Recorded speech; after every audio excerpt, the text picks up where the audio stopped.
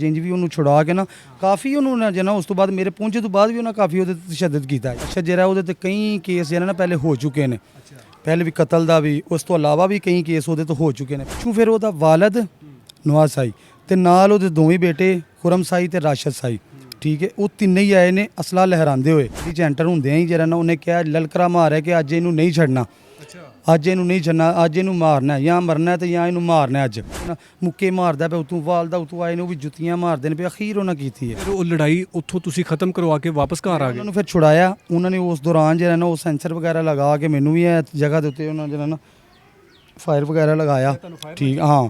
ਤੇ ਫਿਰ ਜਿਸਮ ਗਰਮ ਕਿੰਨੇ ਫਾਇਰ ਮਾਰਿਆ ਸੀ? ਮੈਨੂੰ ਰਾਸ਼ਦ ਨੇ ਮਾਰਿਆ ਸੀ। ਅੱਛਾ, ਤੁਹਾਡੇ ਫਾਇਰ ਹੈ ਰਾਸ਼ਦ ਨੇ ਮਾਰਿਆ ਸੀ? ਜੀ ਜੀ। ਤੇ ਉਸ ਤੋਂ ਬਾਅਦ ਉਹ ਕਈ ਵਗੈਰਾ ਫੜ ਕੇ ਵੀ ਮੈਨੂੰ ਜਿਹੜਾ ਨਾ ਉਹ ਤਸ਼ੱਦਦ ਕਾਫੀ, ਯਾਨੀ ਉਹਦੀ ਵਾਲਦਾ ਵੀ ਜੁੱਤੀਆਂ ਨਾਲ ਸ਼ੁਰੂ ਹੋ ਗਏ ਮੈਨੂੰ, ਠੀਕ ਹੈ। ਤੇ ਉਸ ਤੋਂ ਇਲਾਵਾ ਭਾਈ ਵੀ, ਮੈਂ ਕਿਹਾ ਅੱਗੇ ਕਦੇ ਨਾ ਮੇਰੀ ਤਰਫ ਨਹੀਂ ਆਏ ਤੇ ਮੈਂ ਉਹਨਾਂ ਨੂੰ ਕਿਹਾ ਮੈਂ ਸਿਰਫ ਛੁਡਾਉਣਾ ਪਿਆ ਉਹਨੂੰ। ਤੇ ਭਾਈ ਨੂੰ ਆਖਰਕਾਰ ਮੈਂ ਜਿੰਜ ਵੀ ਉਹਨੂੰ ਛੁਡਾ ਕੇ ਨਾ ਕਾਫੀ ਉਹਨੂੰ ਨਾ ਜਨਾ ਉਸ ਤੋਂ ਬਾਅਦ ਮੇਰੇ ਪਹੁੰਚੇ ਤੋਂ ਬਾਅਦ ਵੀ ਉਹਨਾਂ ਕਾਫੀ ਉਹਦੇ ਤੇ ਤਸ਼ੱਦਦ ਕੀਤਾ। ਯਾਨੀ ਤਿੰਨਾਂ ਰਲ ਕੇ ਕੋਈ ਸੋਟੀਆਂ ਨਾਲ ਖੋਪਦਾ ਪਿਆ ਉਹਦੇ ਪੇਟ ਦੇ ਵਿੱਚ, ਕੋਈ ਉਹਦੇ ਨਾਲ ਮੁੱਕੇ ਮਾਰਦਾ ਪਿਆ, ਉਤੋਂ ਵਾਲਦਾ ਉਤੋਂ ਆਏ ਨੇ ਉਹ ਵੀ ਜੁੱਤੀਆਂ ਮਾਰਦੇ ਨੇ ਪਏ। ਅਖੀਰ ਉਹਨਾਂ ਕੀਤੀ ਹੈ।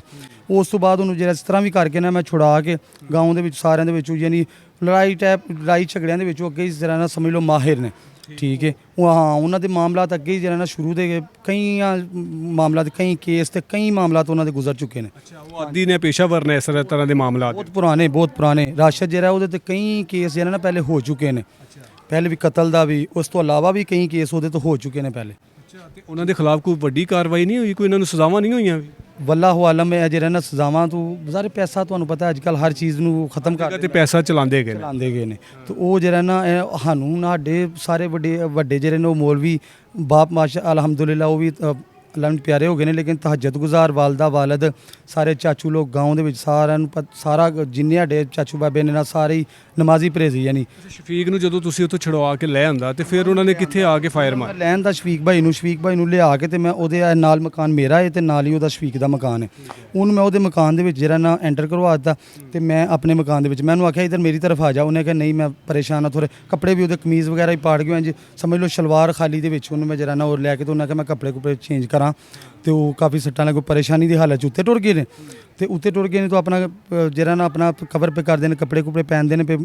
ਤੇ ਉਸ ਤੋਂ ਬਾਅਦ ਆਵਾਜ਼ਾਂ ਆਈਆਂ ਨੇ, ਕੋਈ ਤਕਰੀਬਨ ਅੱਧਾ ਘੰਟਾ ਗੁਜ਼ਰਿਆ, 20-25 ਮਿੰਟ ਅੱਧਾ ਘੰਟਾ ਗੁਜ਼ਰਿਆ।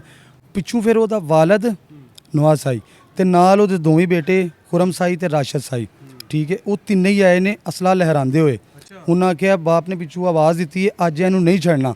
ਤੇ ਤਾਇਆ ਅਬੂ ਜਿਹੜੇ ਨੇ ਵੱਡੇ ਚਾਚੂ ਨੂੰ ਨਾ ਕੁਛ ਲੜਾਈ ਦੇ ਦੌਰਾਨ ਨਾ ਜਦੋਂ ਪਹਿਲੇ ਦਫਾ ਛੁਡਾ ਕੇ ਭੇਜਿਆ, ਪਿੱਛੋਂ ਫਿਰ ਗਾਉਂ 'ਚੋਂ ਤਾਇਆ ਅਬੂ ਵੀ ਆ ਗਏ ਨੇ ਅਸਰ ਦੀ ਨਮਾਜ਼ ਤੋਂ ਬਾਅਦ। ਤੁਹਾਡੀ ਭਾਬੀ ਵੀ ਉਹਨਾਂ ਦੇ ਨਾਲ ਸੀ? ਭਾਬੀ ਨਹੀਂ ਸੀ ਮੌਜੂਦ, ਭਾਬੀ ਘਰ ਸਨ, ਠੀਕ ਹੈ। ਤੇ ਉਹ ਪਿਓ ਪੁੱਤਰ ਹੈਗੇ ਸੀ? ਤਿੰਨੇ ਪਿਓ ਪੁੱਤਰ ਆਏ ਨੇ।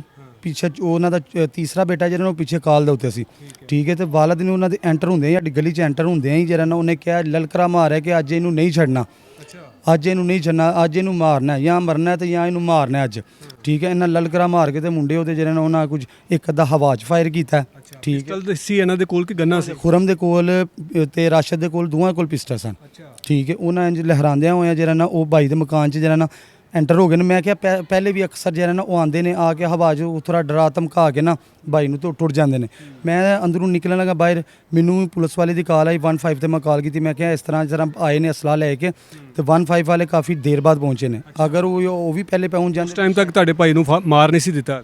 ਨਹੀਂ ਉਸ ਟਾਈਮ ਤੱਕ ਨਹੀਂ, ਉਸ ਟਾਈਮ ਤੱਕ ਹਾਲੇ ਜਿਹੜਾ ਨਾ ਪਹਿਲਾ ਝਗੜਾ ਹੋ ਕੇ ਤੇ ਉਦੋਂ ਹੀ 15 ਤੇ ਕਾਲ ਤਾਇਆ ਬੂ ਜਿਹੜਾ ਨਾ, ਯਾਨੀ ਕਿ ਤੁਹਾਡੇ ਭਰਾ ਨੂੰ ਕਤਲ ਹੋਣ ਤੋਂ ਪਹਿਲੇ ਤੁਸੀਂ ਪੁਲਿਸ ਨੂੰ ਇਤਲਾਹ ਦੇ ਚੁੱਕੇ ਸੀ। 15 ਤੇ 3 ਕਾਲਾਂ ਕੀਤੀਆਂ ਨੇ ਤਕਰੀਬਨ। ਪਹਿਲੀ ਜਿਹੜੀ ਕਾਲ ਉਹ ਤਾਇਆ ਬੂ ਦੇ ਮੋਬਾਈਲ ਤੋਂ ਕੀਤੀ ਹੈ, ਦੂਸਰੀ ਮੇਰੇ ਕੋਲ ਰਿਕਾਰਡ ਮੌਜੂਦ ਹੈ। 6:04 ਤੇ ਜਿਹੜੀਆਂ ਮੈਂ ਦੂਸਰੀ ਕਾਲ ਤਾਇਆ ਬੂ ਤੋਂ ਬਾਅਦ ਦੂਸਰੀ ਕਾਲ ਹੋਈ ਹੈ, 6:25 ਤੇ ਮੇਰੀ ਤੀਸਰੀ ਕਾਲ ਹੋਈ ਹੈ। ਉਸ ਤੋਂ ਵੀ ਕਾਫੀ ਦੇਰ ਬਾਅਦ ਪਹੁੰਚੇ ਨੇ, ਠੀਕ ਹੈ। ਕਤਲ ਹੋਣ ਤੋਂ ਬਾਅਦ ਪਹੁੰਚੇ ਨੇ? ਜੀ ਕਤਲ ਹੋਣ ਤੋਂ ਬਾਅਦ ਪਹੁੰਚੇ ਨੇ। ਸਾਰਾ ਘਰ ਦੇ ਵਿੱਚ ਦਾਖਲ ਹੋ ਕੇ ਇਹਨਾਂ ਨੇ ਕਤਲ ਕੀਤਾ? ਇਹ ਫਿਰ ਆਏ ਨੇ ਲਹਿਰਾਉਂਦੇ ਹੋਏ, ਫਿਰ ਆਵਾਜ਼ਾਂ ਯਕਦਮ, ਮੈਂ ਆਪਣੇ ਮਕਾਨ ਦੇ ਅੰਦਰ ਸਾਂ ਤੇ ਉਹ ਯਕਦਮ ਆਵਾਜ਼ਾਂ ਬੰਦ ਹੋ ਗਈਆਂ ਨੇ।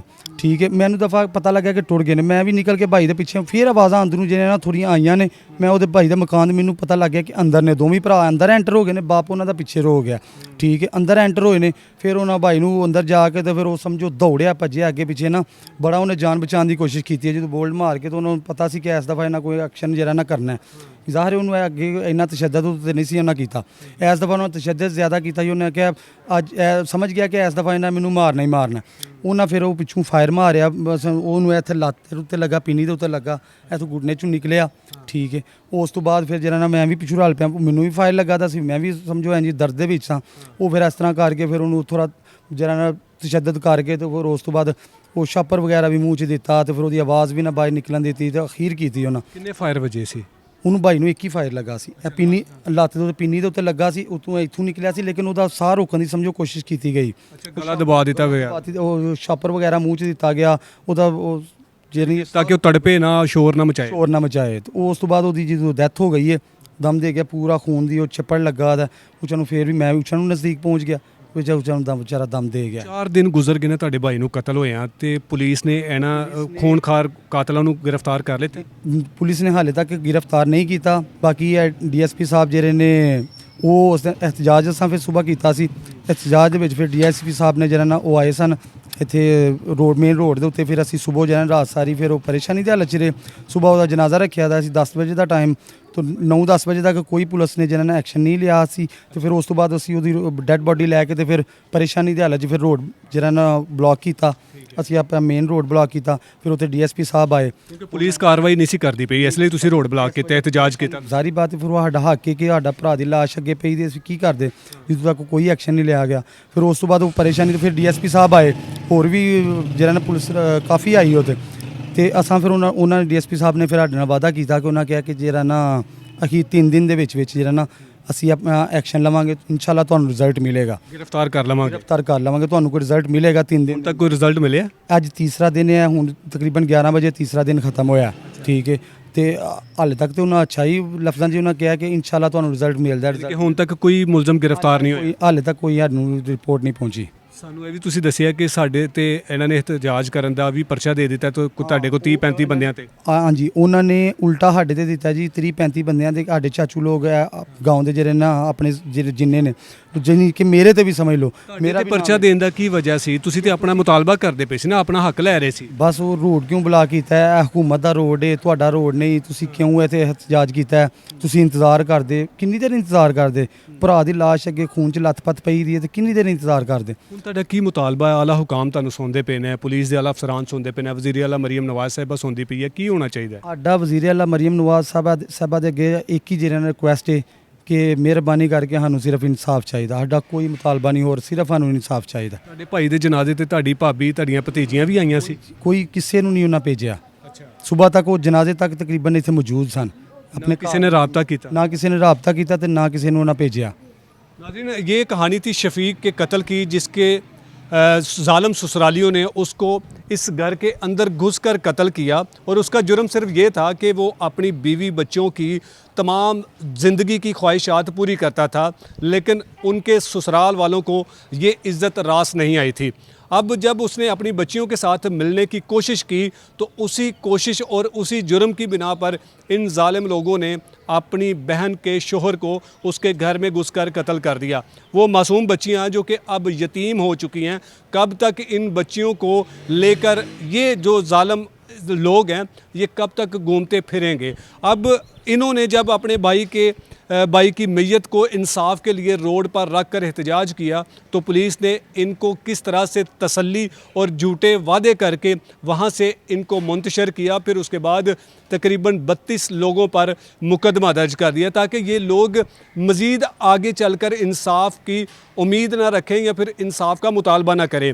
IG पंजाब साहब, आप बड़े बड़े दावे करते हैं कि पुलिस फोर्स जो है वो मज़लूम लोगों के लिए है। मैं तो ये समझता हूँ कि इस वाक़े के बाद पुलिस आपकी और आप खुद लोग जो हैं वो ज़ालिम लोगों की पुश्त पनाही करते हैं। इनका छोटा सा मुतालबा है और ये मुतालबा वज़ीर आला पंजाब मरीम नवाज़ साहिबा के सामने रखते हैं कि हमें सिर्फ इंसाफ चाहिए। हमारे भाई के जो कातिल हैं, जिन्होंने सरेआम दहशत गर्दी की और घर में घुसकर उसको कत्ल किया और इस भाई को भी गोली मारी, ये तो खुशकिस्मती है कि ये बच गया, लेकिन जिसको मारने का उनका मकसद था वो अपने मकसद में कामयाब हो गए। उनको फौरी तौर पर गिरफ़्तार किया जाए और जो इनके ख़िलाफ़ झूठा मुकदमा दर्ज किया गया है उसको फौरी खारिज किया जाए।